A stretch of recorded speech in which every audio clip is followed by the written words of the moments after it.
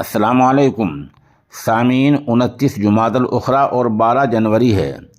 خبر کا عنوان ہے دارالافتاء بلیٹن۔ اس عنوان کے تحت سوشل انڈیا نیوز نے کوشش کی ہے کہ ہر جمعے کے دن ایک یا دو مسائل کا جواب دیوبند سے منگا کر سامعین کے حوالے کر دیا جائے۔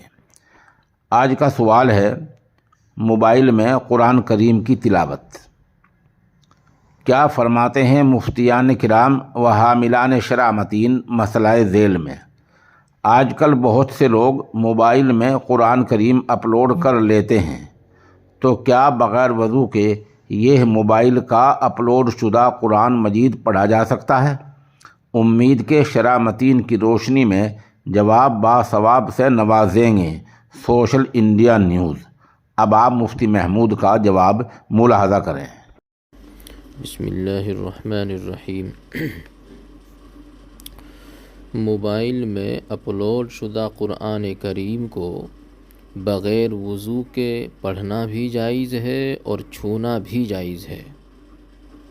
اگرچہ بعض لوگ فرماتے ہیں کہ چھونا جائز نہیں ہے، لیکن وہ تحقیق کے خلاف ہے، اس لیے کہ موبائل اسکرین پر قرآنی آیات کے جو نقوش نظر آتے ہیں ان کی حقیقت یہ ہے کہ اس میں باقاعدہ ایسے حروف موجود نہیں ہوتے جن کا اپنا کوئی وجود ہو، بلکہ در حقیقت یہ روشنی کی شعاعیں ہوتی ہیں جو مسلسل اسکرین پر پڑتی رہتی ہیں۔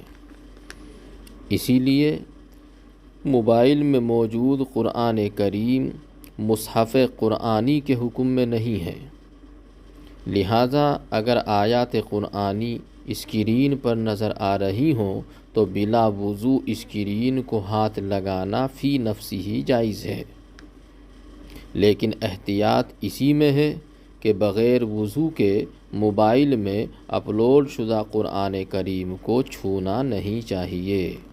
سامعین میں سے کسی کا کوئی سوال ہو تو ہمارے نمبر 96 27 70 90 14 پر بھیجا جا سکتا ہے۔